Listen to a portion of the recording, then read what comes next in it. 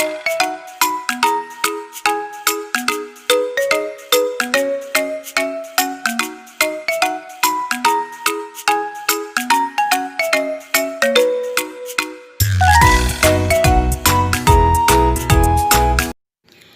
हिंद बच्चों, आज हम आपकी पाठ्य पुस्तक वसंत भाग 3 के पाठ 8 को पढ़ने जा रहे हैं, जिसका नाम है बच्चों यह सबसे कठिन समय नहीं।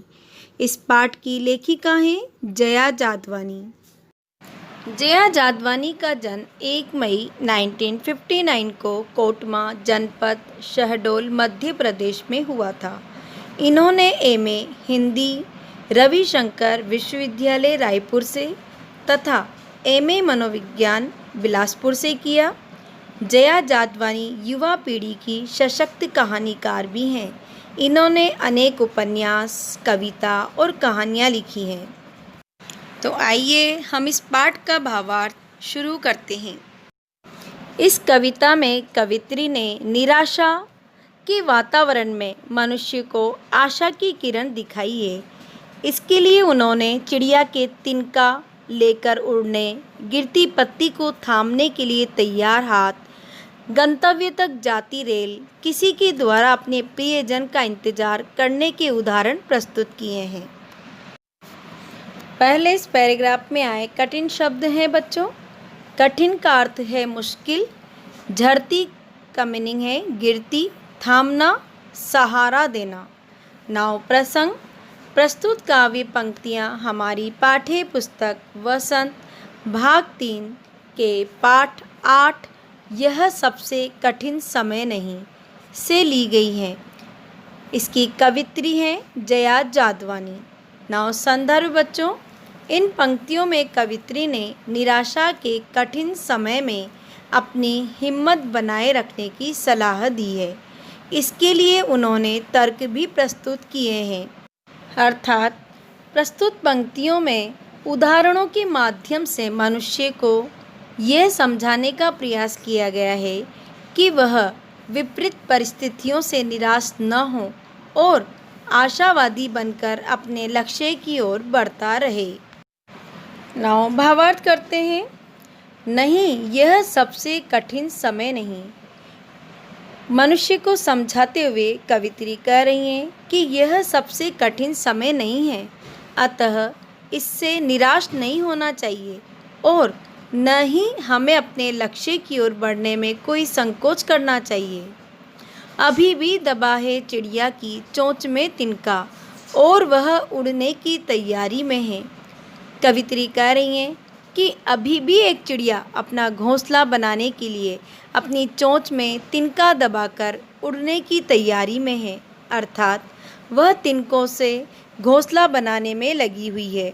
उसे जीवन में अभी भी विश्वास है। अभी भी झड़ती हुई पत्ती थामने को बैठा है हाथ एक।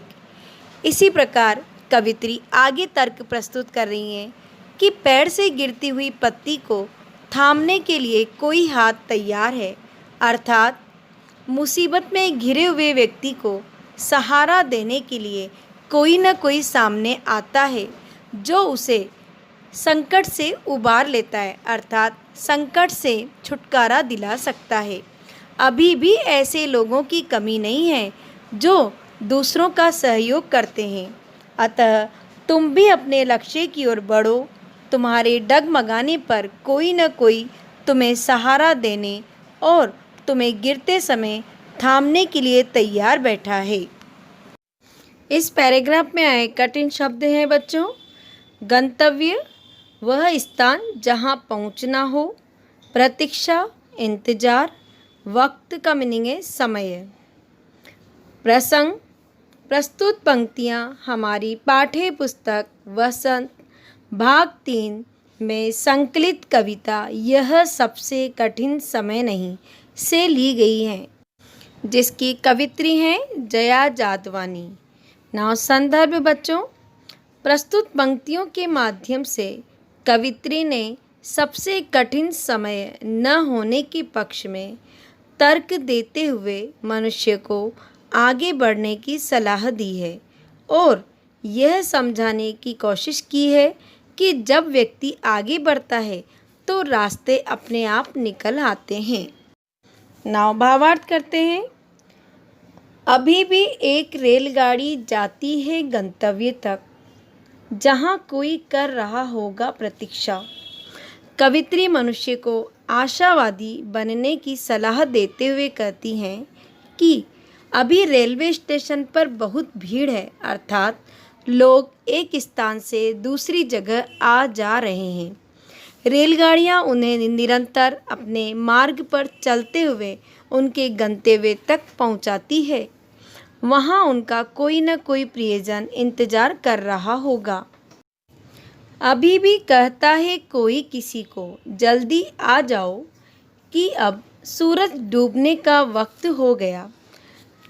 भावार्थ है बच्चों, शाम को सूरज ढलने का समय होते ही कोई अपने प्रियजन से मन ही मन कहता है कि जल्दी घर लौट आओ, क्योंकि सूरज डूबने का समय हो गया है। अर्थात लोग अभी भी एक दूसरे के सुख दुख का ध्यान रख रहे हैं, इसलिए यह सबसे कठिन समय नहीं हो सकता। इसीलिए हमें भी निराशा छोड़कर अपने लक्ष्य की ओर बढ़ जाना चाहिए। इस पैराग्राफ में आए कठिन शब्द हैं बच्चों। कथा का अर्थ है कहानी, आखिरी, अंतिम, हिस्सा, भाग। सदियों का मीनिंग है सैकड़ों साल, तमाम, बहुत अधिक, खबर, समाचार, कठिन, मुश्किल। नाव प्रसंग। प्रस्तुत पद्य पंक्तियाँ हमारी पाठ्य पुस्तक वसंत भाग 3 में संकलित जया जादवानी द्वारा रचित कविता यह सबसे कठिन समय नहीं से ली गई है। संदर्भ। प्रस्तुत पंक्तियों में कवित्री काल्पनिक तर्क देते हुए मनुष्य को आशावादी बनने का संदेश दे रही हैं तथा उनको हिम्मत बनाए रखने के लिए कहती हैं। नाव भावार्थ करते हैं बच्चों। अभी कहा जाता है उस कथा का आखिरी हिस्सा जो बूढ़ी नानी सुना रही सदियों से दुनिया के तमाम बच्चों को। भारतीय संयुक्त परिवारों में घर के बड़े बूढ़ों द्वारा बच्चों को प्राचीन काल से ही कथाएं कहानियां सुनाई जाती रही हैं।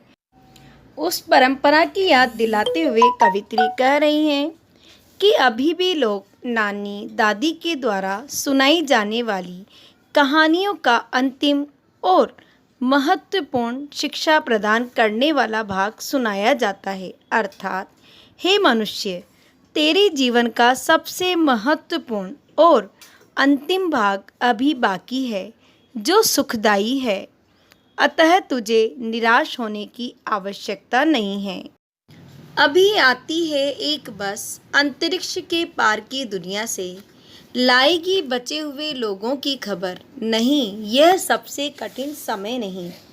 आगे कवित्री काल्पनिक तर्क देते हुए कह रही हैं कि अंतरिक्ष के पार से जानकारियां लेने गए लोगों में से जो लोग बचे हुए हैं उन्हें बस लेकर आ रही होगी, जो अंतरिक्ष पार की महत्वपूर्ण जानकारियां देंगे।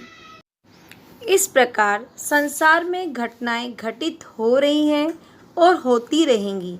इसलिए हे मनुष्य, तुमको बिल्कुल भी निराश नहीं होना चाहिए। अपने लक्ष्य की ओर निरंतर बढ़ते रहना चाहिए।